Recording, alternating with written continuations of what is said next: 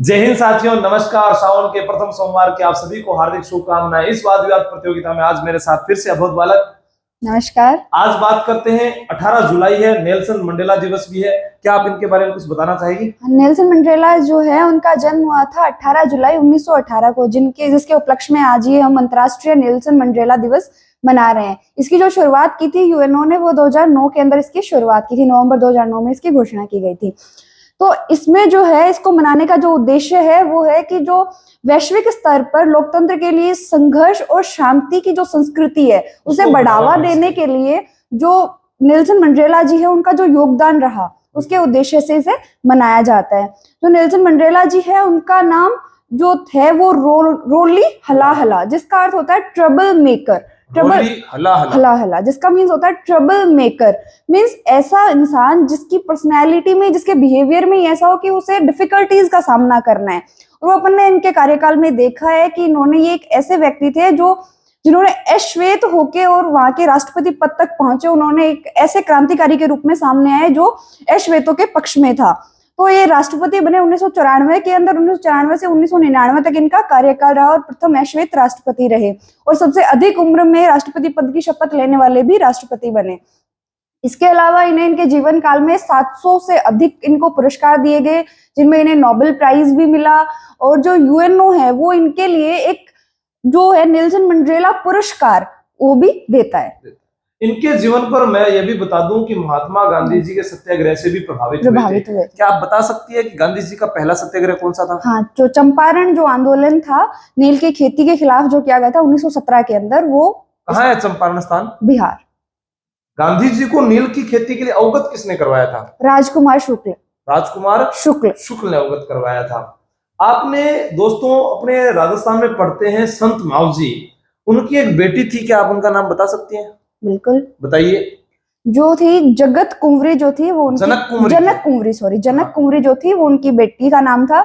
उन्होंने एक विष्णु मंदिर का निर्माण करवाया था जहाँ पे उनके पिता जो संत मावजी थे वो पूजा किया करते थे। संत मावजी ने कौन सा ग्रंथ लिखा है? संत मावजी ने चोपड़ा ग्रंथ लिखा है, जिसकी शैली वाद विवाद शैली है, जैसे अपनी वाद विवाद रहती है। हाँ बिल्कुल। अच्छा। उसके अंदर 72,96,000 छंद बताए गए हैं। हाँ, और उसको सिर्फ दिवाली पर ही बाहर निकाला जाता है। दिवाली, और उनके जो भक्त हैं संत मावजी के, वो उनको विष्णु का जो 10वां अवतार है, कल की अवतार, वे मानते हैं। अच्छा, और उनका जो मंदिर है वो साबला के अंदर, जहाँ पर उनका शंख, उनका चक्र, उनकी गदा, उनके पदम रखे हुए हैं। साबला डूंगरपुर में उनका जन्म हुआ था और वहीं पर इनका मंदिर है। उनके शिष्यों के बारे में बताइएगा जरा। उनके जो शिष्य हैं वो अजय और वाजे हैं, जिन्होंने लक्ष्मी नारायण मंदिर का निर्माण करवाया है। लक्ष्मी नारायण मंदिर का निर्माण करवाया। दोस्तों, संत मावजी लासोड़िया आंदोलन भी चलाते हैं और चोपड़ा ग्रंथ जो है वो माघ पूर्णिमा के दिन उन्होंने लिखा था। माघ पूर्णिमा, जहां पर अपने बात करें कि गणेश्वर धाम नवाटापुरा सोमवाही जाखम, जो गणेश्वर धाम है वहां पर मेला भरता है, जहां शिव के खंडित शिवलिंग की पूजा होती है। और आज सोमवार है, पहला सोमवार श्रावण का, आप सभी जानते हैं। तो अंतिम सोमवार को किसका मेला भरता है ये आप कमेंट करके बताओगे कि सावन के अंतिम सोमवार को राजस्थान में कहाँ मेला भरता है। एक प्रश्न है कि राजपूत, मुगल व द्रविड़ शैली में एक मंदिर बना हुआ है भरतपुर में। वो मंदिर जो है वो किसने बनवाया था? उस मंदिर के बारे में कुछ खास बातें आप बताना चाहेंगे? वो जो मंदिर है वो गंगा मंदिर के नाम, गंगा मंदिर। दोस्तों, अभी हाल ही में क्या है कि हमसे पूछा जा रहा है मंदिरों की शैलियों के बारे में, तो हमें इसके बारे में पूरा नॉलेज होना चाहिए। राजपूत, मुगल, द्रविड़, इस शैली के द्वारा जो मंदिर बना है गंगा मंदिर भरतपुर में, उसके बारे में बताएं। वो जो मंदिर है वो बलवंत सिंह जी है, उन्होंने बनवाया था। उसके अंदर जो मूर्ति रखवाई थी, उन्होंने जो पुत्र थे ब्रजेंद्र सिंह जी, उन्होंने उसके अंदर मूर्ति रखवाई थी। वहां पे मेला लगता है, एक तो गंगा सप्तमी का और एक गंगा दशहरे का। गंगा सप्तमी जो आती है वो वैशाख शुक्ल सप्तमी को आती है, और गंगा जो दशहरा आता है वो ज्येष्ठ शुक्ल वो दशमी को आता है। और इसके अलावा अगर अपने देख सकते हैं एक्स्ट्रा में अगर देखें तो वो ज्येष्ठ शुक्ल एकादशी को वो एक और मेला आता है ना, कौन सा? निर्जला एकादशी, ज्येष्ठ शुक्ल एकादशी को निर्जला, जिसे भीम ग्यारस कहा जाता है। बिल्कुल आपने सही बताया कि राजस्थान में सभी जो एकादशी है, अगर हम उनका व्रत नहीं रखते हैं और इसका व्रत रख लेते हैं तो वो भी सही माना जाता है। मेरा आपसे सवाल रहेगा कि जयपुर शहर जो है उसको गुलाबी रंग से रंगवाया था राम सिंह द्वितीय ने। उनके समय में प्रिंस ऑफ वेल्स अल्बर्ट आए थे, गेरुए रंग से रंगवाया था। और उन अल्बर्ट की याद में एक अल्बर्ट हॉल बनाया गया, जिसमें एक बहुत ही प्राचीन मम्मी भी रखी हुई है। उस अल्बर्ट हॉल का डिजाइन किसने तैयार किया था? जो सैमुअल स्टीवन जैकब थे उन्होंने उसका, दोबारा बताएं।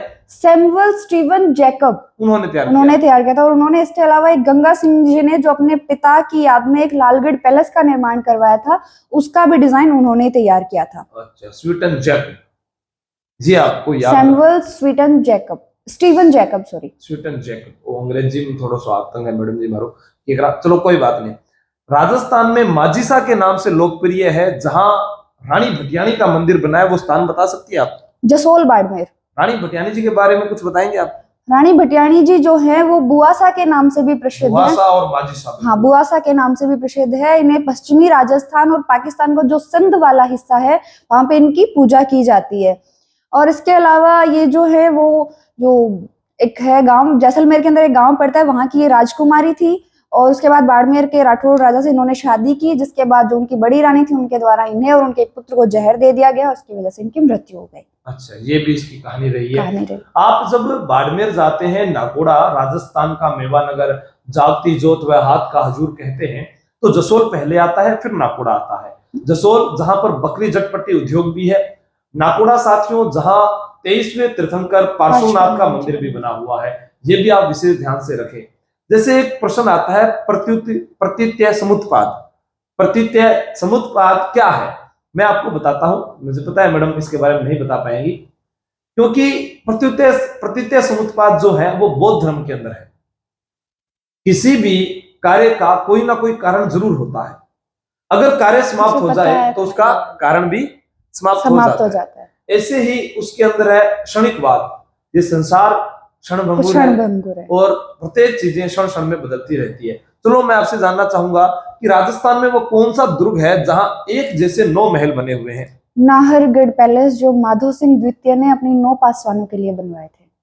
नाहरगढ़ पैलेस बनवाया था नाहरगढ़ जो महल है उसके अंदर 9 एक जैसे महल बनवाए थे। नाहरगढ़ दुर्ग के अंदर 9 महल किसने बनवाए थे? माधो सिंह द्वितीय ने, जिसे बब्बर सिंह कहा जाता था। पैसों वाला राजा भी शायद कहते हैं। पैसे वाला राजा मैं याद करवाने कहते हो। हाँ, उन्होंने बनवाए थे अपनी 9 रानियों के लिए। मैं आपसे जानना चाहूंगा, रानी थी वो उनकी, आप ये बताएं मुझे कि नाहरगढ़ दुर्ग जो है इसका नाम नाहरगढ़ क्यों रखा गया है? नाहर सिंह भोमिया जो है उनके द्वारा रखा गया। जब इसका निर्माण हो रहा था तो क्या हुआ कि उसके बनने में प्रॉब्लम्स आ रही थी, ये उसे बनने नहीं दे रहे थे। जो नाहर सिंह भोमिया जी जो थे वो तो क्यों नहीं बनने दे रहे थे? उनका वहां पर कुछ स्थान वगैरह था। तो उसके बाद जो रत्नाकर पुंडरिक जी थे उन्होंने उन्हें मना लिया और उसके जो वहां से उन्हें हटा के और जो अंबागढ़ चौबुर्जी शायद है, अच्छा, वहां पे उनको स्थापित कर दिया। अंबागढ़ नामक स्थान पे हाँ। इसका नाहरगढ़ किले का निर्माण किस राजा ने करवाया? सवाई जयसिंह। कब करवाया? 1729 या फिर ऐसे कुछ। 29 या ऐसे कुछ का मतलब क्या होता है मैडम? 1734 में करवाया गया था साथियों। आप फुल कॉन्फिडेंस के साथ ऐसे ही जुड़े रहें। 1734 में ही हुरडा सम्मेलन हुआ था। हुरडा सम्मेलन क्यों हुआ था आप बता सकते हैं? भीलवाड़ा के अंदर हुआ था ये, और ये हुआ था जो साउथ साइड में जो है क्या बोलते हैं मराठों के आक्रमण से बचने के लिए, एकता करने के लिए। निर्माण भी इसी कारण करवाया गया था कि मराठे राजस्थान के जयपुर में प्रवेश ना करें। आपसे प्रश्न है मेरा कि मेहरानगढ़ दुर्ग जो है वह मेहरानगढ़ दुर्ग बनवाया किसने था?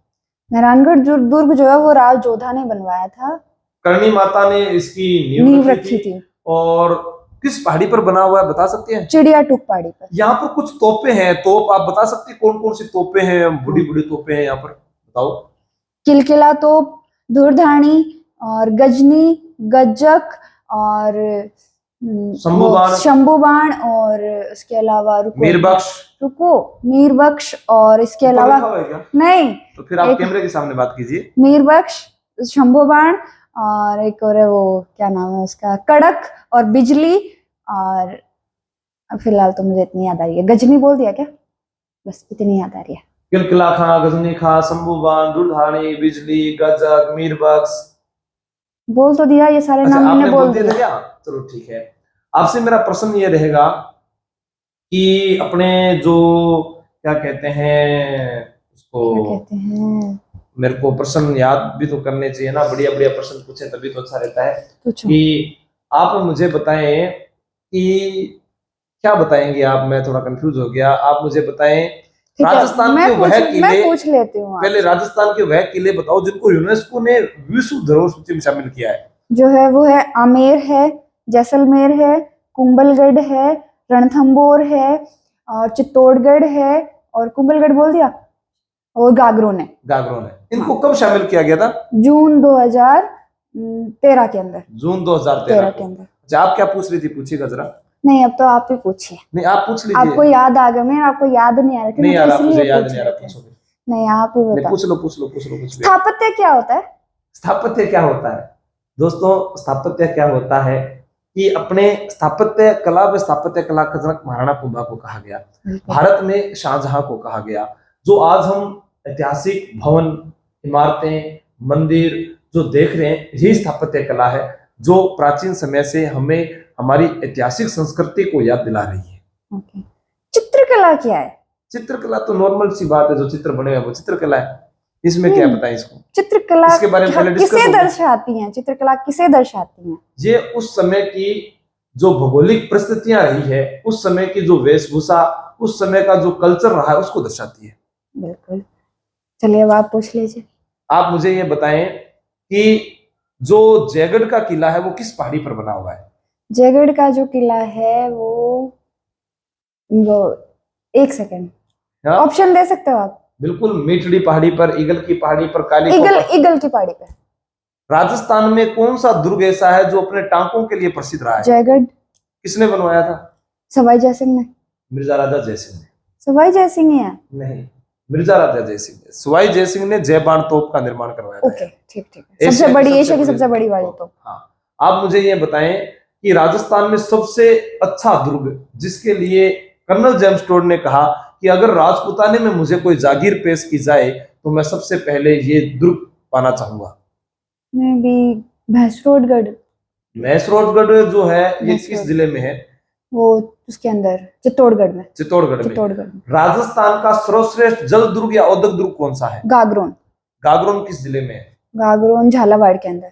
यहाँ पर कोई शाखा हुआ था क्या कभी? हाँ, इसके अंदर थोड़ा तेज बोलिएगा। शाखा हुआ था 1423 के अंदर, जो अचलदास खींची है, और जो हवींश वो हुसैन शाह, ऐसे कुछ नाम। हुशांग शाह, मांडू के सुल्तान हुशांग शाह। गागरोन का नाम मुस्तफाबाद भी रखा गया। किन दो नदियों के संगम पर है? गागरोन आहू और काली सिंध नदियों के संगम। एक प्रश्न आता है साथियों, कई बार एग्जाम में पूछा गया है कि जो अचलदास खींची थी वचनिका, तो जो वचनिका है, वचनिका का मतलब होता है, मैं आपको बता दूं कि वचन से, संस्कृत शब्द के वचन से वचनिका बनी है, जो प्राय राजस्थानी भाषा में होती है। अत्यानुप्रास अलंकार का प्रयोग किया जाता है। और एक होती है दवावेद, जो उर्दू व फारसी में लिखी जाती है। देखो, दवावेद जो है वो गद्य का रूप है, परंतु वचनिका गद्य और पद्य दोनों का रूप है। गागरोन दुर्ग जो है, ने लिखी थी ना ये। हाँ, अचलदास खिंचरी वचनिका, शिवदास गार्डन। गार्डन। आप मुझे ये बताएं कि गागरोन दुर्ग में कौन सा ग्रंथ लिखा गया है जो पृथ्वीराज राठौर ने रखा? वेली किशन रुक्मणी, जिसके बारे में वो दुर्साडा ने कहा है 5वां वेद और 19वां पुराण। वेली किशन रुक्मणी री, वेली जो होता है दोस्तों, वो होती है वेलियो छंद में प्रयोग करने के कारण इसे वेली कहा गया। ये साहित्य के रूप है। विगत, किसी इतिहास पूर्वक विषय का विस्तृत वर्णन विगत कहलाता है। ठीक है, जैसे बात हम दोनों आपस में कर रहे हैं वो बात है, तो वेली जो ऐतिहासिक व धार्मिक होती है। ऐसे ही शब्द आता है साखी। साखी क्या होता है? जो हमारे संत थे, उन संतों ने अपने ज्ञान को आप लोगों तक पहुंचाया, वो साखी है। एक होता है पर्ची, संतों के उपदेशों को जो अपनों ने पदबद्ध तरीके से प्रस्तुत किया, वो पर्ची कहलाता है। मैं आपसे जानना चाहूंगा कि लोहागढ़ का जो किला है वो किसने बनवाया? वो जो है वो सूरजमल जाट ने। वो पहले एक गढ़ी था, फिर उसको बड़ा बना के सुना ही नहीं मैडम। गढ़ी था पहले लोहागढ़ का किला, उसके बाद सूरजमल जाट जो है उन्होंने वहां पे वो बनवाया। उसके बाद जो जोहार सिंह थे, उन्होंने 1765 के अंदर वहां पे एक वो दिल्ली से वो अष्टधातु निर्मित एक गेट जीत कर लाए थे, वो उस किले पर लगाया। गढ़ दिल्ली, गढ़ आगरो, अधगढ़ बीकानेर, भड़े चनायो भाटिया किस दुर्ग के लिए? सिरत जैसलमेर। किसके लिए कहा जाता है? जैसलमेर। जैसलमेर के बारे में कुछ बताएंगे आप? जैसलमेर के लिए, जैसलमेर का जो दुर्ग है वो जैसल भाटी ने बनवाया था। और उसके लिए जो कर्नल टोड ने एक वो कहा है, वो घोड़ों कीजिए काठ को, पग कीजिए पाषाण, बख्तर कीजिए लोहे का, तब पहुंचे जैसलमेर। वाह, आज तो बोलो घोड़ों की जे काठ को है। पग- काठ जे- मतलब क्या होता है? लकड़ी, कास्ट। लकड़ी। काठ और कच्ची घोड़ी नृत्य अगर आपने कभी पढ़ा है तो उसके अंदर भी यही शाब्दिक अर्थ निकलता है कि कच्ची घोड़ी जो है वो काठ की घोड़ी कास्ट होती की है, घोड़ी लकड़ी जो की होती है। शेखावाटी के अंदर हाँ, विवाह के अवसर विवाह पर के अवसर व्यावसायिक पर लोक नृत्य है। किया, उसके अंदर वो 8 खिलाड़ी पैटर्न बनाने पैटर्न पैटर्न की कला, बनाने बिल्कुल की बहुत कला बढ़िया होती है। आपने बताया। कास्ट कला के लिए जो है वह कौन सा स्थान प्रसिद्ध है राजस्थान में, बता सकती है? बस्सी चित्तौड़गढ़। बस्सी चित्तौड़गढ़। आज इतना सेशन बहुत रहेगा। ठीक है साथियों, जय हिंद जय भारत। आप कुछ कहेंगे? जय हिंद जय भारत। अगर वीडियो पसंद आ रहा है तो लाइक एंड शेयर जरूर करें। अरे वाह, थैंक यू। Thank you.